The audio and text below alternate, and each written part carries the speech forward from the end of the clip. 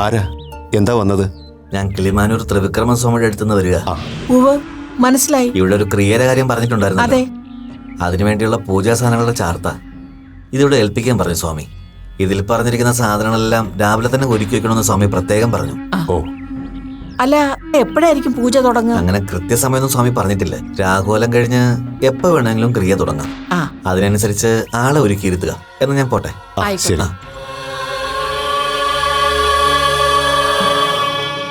അങ്ങനെ അതിന്റെ കാര്യത്തിലൊരു തീരുമാനമായി. നമുക്കിനി മറുത്തൊന്നും ആലോചിക്കേണ്ട മുരളി. രാവിലെ നീയായിട്ട് മാളുവിനെ അനുനയിപ്പിച്ച് പൂജയ്ക്ക് സമ്മതിപ്പിക്കുക.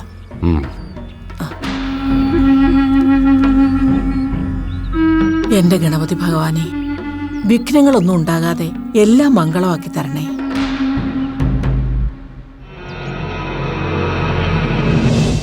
അമ്മ, നമ്മളറിയാതെ അച്ഛൻ ഡോക്ടർ സൈമണെ കണ്ട് സംസാരിച്ചിരുന്നു അല്ലേ? അച്ഛനത് എന്നോടും പറഞ്ഞിരുന്നു. അപ്പൂ, എന്നിട്ടും അതിൽ വിശ്വാസം ഇല്ലാതിരുന്നിട്ടാണോ അമ്മ ഇന്ന് വീണ്ടും അപ്പോയിൻമെന്റ് ഫിക്സ് ചെയ്ത് എന്നെ വീണ്ടും അവിടേക്ക് കൊണ്ടുപോയത്? അന്ന് മാളുവിനോടും എന്നോടും പറഞ്ഞ കാര്യങ്ങൾ തന്നെയാവും ഡോക്ടർ VPയോടും ഇന്ന് അമ്മയോടും പറഞ്ഞിട്ടുണ്ടാവുക. പറഞ്ഞു പറഞ്ഞ് പാവം ഡോക്ടർക്ക് തന്നെ ബോറടിച്ചിട്ടുണ്ടാവും. ഡോക്ടർ പറഞ്ഞത് കേട്ടിട്ട് അമ്മയ്ക്ക് എന്ത് തോന്നി? ഞാൻ പറഞ്ഞതൊക്കെ സത്യമാണെന്ന് അമ്മയ്ക്ക് നേരിട്ട് ബോധ്യായില്ലേ? അതോ ഇനി മറ്റാരോടെങ്കിലും ഒരു സെക്കൻഡ് ഒപ്പീനിയൻ എടുക്കേണ്ടതുണ്ടോ? ഉണ്ടെങ്കിൽ അമ്മ ഇതുപോലെ അപ്പോയിൻമെന്റ് ഫിക്സ് ചെയ്തോ, ഒപ്പം വരാൻ ഞാൻ റെഡിയാണ്.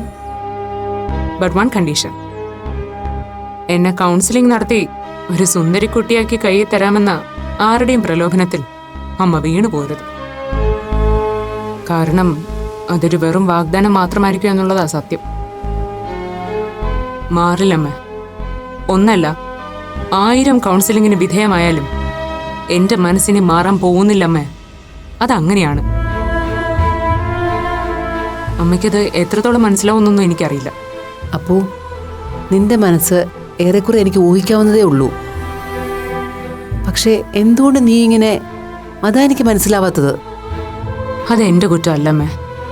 എന്തുകൊണ്ട് ഞാൻ ഇങ്ങനെയായി എന്നുള്ളതിന്റെ കാരണം തേടിപ്പോയാ നമുക്ക് എങ്ങും എത്താൻ കഴിയില്ല. ഇനി അതിന് കാരണക്കാരായവരെ കണ്ടെത്തിയേ അടങ്ങുന്നാണെങ്കിൽ ജന്മം തന്നവരിൽ തന്നെ എത്തിച്ചേരേണ്ടി വരും. ഇനി അമ്മ പറയാം, ഞാൻ ഇങ്ങനെയായതിൽ എന്റെ റോൾ എന്താണെന്ന്. എനിക്ക് ജന്മം കൊണ്ട് കിട്ടിയ എന്റെ ഐഡന്റിറ്റിയുമായി മുന്നോട്ട് ജീവിക്കാനാവുന്നില്ല. അത് എന്റെ തെറ്റല്ലല്ലോ. അപ്പോ എനിക്കിഷ്ടമുള്ള, ആഗ്രഹമുള്ളൊരു ജെൻഡർ തിരഞ്ഞെടുക്കുന്നതിൽ എന്താ അമ്മ തെറ്റ്? ഞാൻ ആഗ്രഹിക്കുന്നത് ന്യായമല്ലാത്തൊരു കാര്യമാണെന്ന് ഇനിയും അമ്മയ്ക്ക് തോന്നുന്നുണ്ടോ?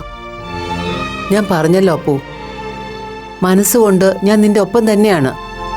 പക്ഷേ മനസ്സുകൊണ്ട് മാത്രം ഒപ്പം നിന്നതുകൊണ്ടായില്ലല്ലോ അമ്മേ.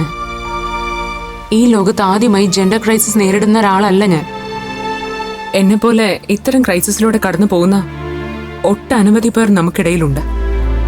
അവരൊക്കെ സ്വന്തം വീട്ടുകാരിൽ നിന്നും ബന്ധുക്കളിൽ നിന്നും ഏറ്റുവാങ്ങുന്നത് ക്രൂരായ പീഡനങ്ങളാണ്. നേരിടേണ്ടി വരുന്ന പീഡനങ്ങളും പരിഹാസങ്ങളും ഓർത്ത് സ്വന്തം മനസ്സിനെ അടക്കി നിർത്താൻ പറ്റാതെ പരാജയം സമ്മതിച്ച് ആത്മഹത്യ ചെയ്ത എത്ര പേരുടെ കഥകൾ എനിക്കറിയാം. അവരിൽ ഒരാളായി എന്നെ കാണാൻ അമ്മ ആഗ്രഹിക്കുന്നുണ്ടോ? അപ്പോ അമ്മയെ സങ്കടപ്പെടുത്താൻ വേണ്ടി ചോദിച്ചതല്ല ഞാൻ. എല്ലാം ബോധ്യമായിട്ടും ഇങ്ങനെ ഒളിവ് ജീവിതം തുടരാൻ അമ്മ ഇങ്ങനെ നിർബന്ധിക്കുന്നത് കാണുമ്പോ അറിയാതെ ചോദിച്ചു പോയത്. മനസ്സിലുള്ള ഒരാഗ്രഹം ഞാൻ അമ്മയോട് പറയട്ടെ.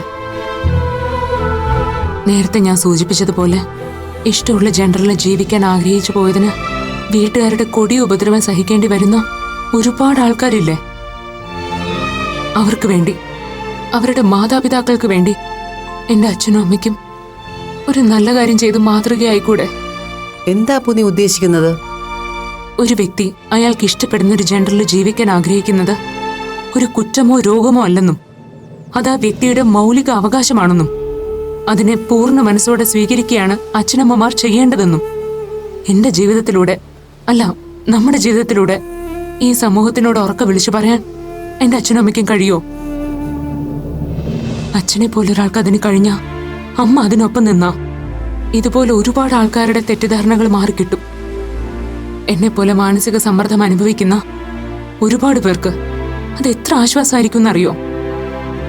സ്വന്തം കുടുംബത്ത് എന്നെ പോലുള്ളവർക്ക് മാന്യവും സുരക്ഷിതവുമായ ഒരു സ്ഥാനം ഉണ്ടെങ്കിൽ പിന്നെ സൊസൈറ്റിയും ഞങ്ങൾ അംഗീകരിക്കും.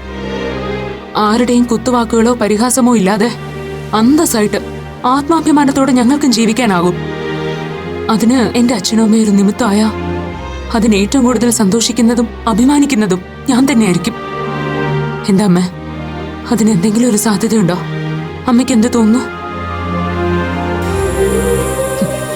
ഒരു സാധ്യതയില്ലല്ലേ? എനിക്കറിയാം, വെറുതെ ഒരു മോഹം പറഞ്ഞതേ ഉള്ളൂ. ദീപിക്ക് ദീപിയുടെ ഇമേജ് വിട്ട് ഒരിക്കലും പുറത്തു വരാൻ പറ്റില്ലല്ലോ. അമ്മ, ഒരു കാര്യം ചോദിച്ചോട്ടെ. ഞാനും അമ്മയും ദീപിക്ക് മുന്നിൽ ഈ ഒളിച്ചുകൾ ഇങ്ങനെ തുടരുന്നതിൽ എന്തെങ്കിലും അർത്ഥമുണ്ടോ? എന്തെങ്കിലും അച്ഛൻ എന്നെ പൂർണ്ണ മനസ്സോടെ അംഗീകരിക്കുമെന്ന് അമ്മ ഇപ്പോഴും വിശ്വസിക്കുന്നുണ്ടോ? അതിനുവേണ്ടിയാണ് അപ്പോ ഞാൻ ഇപ്പോഴും ശ്രമിക്കുന്നത്. ആ ശ്രമം വെറുതെ ആവലെന്ന് തന്നെയാ എന്റെ വിശ്വാസം. നീ എനിക്ക് കുറച്ച് സാവകാശം താപ്പൂ. ഒന്നാലോചിച്ചാ നമ്മൾ 3 പേരും ഒരു മൂഢ സ്വർഗത്തിലാണ് അല്ലേ അമ്മ? ഞാൻ പെണ്ണായി തന്നെ ജീവിക്കുമെന്ന് അച്ഛനും, അച്ഛൻ്റെ മനസ്സ് മാറുമെന്ന് അമ്മയും, അമ്മയും അച്ഛനും എന്നെ സ്വീകരിക്കുമെന്ന് ഞാനും.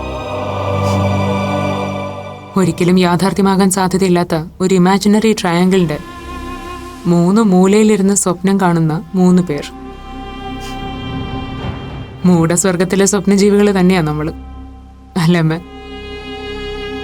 മതിയപ്പൂ, ഇങ്ങനെയൊക്കെ പറഞ്ഞ് നീ എന്റെ മനസ്സ് തളർത്തരുത്. എല്ലാം ശരിയാവും എന്ന് തന്നെ എന്റെ വിശ്വാസവും. വാ അപ്പൂ, നമുക്ക് പോവാം. നേരെ ഒരുപാടായി.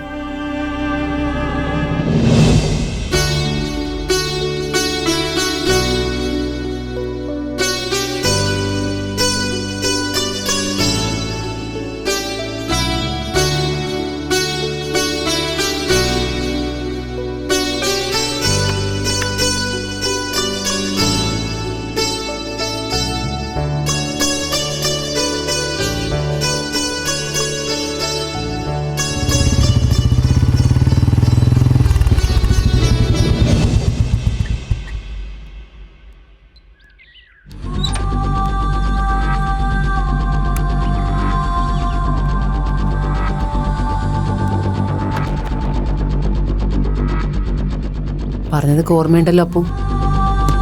നീ ഓക്കെ ആണെന്ന് ഞാൻ അച്ഛനോട് പറയൂ. വാ.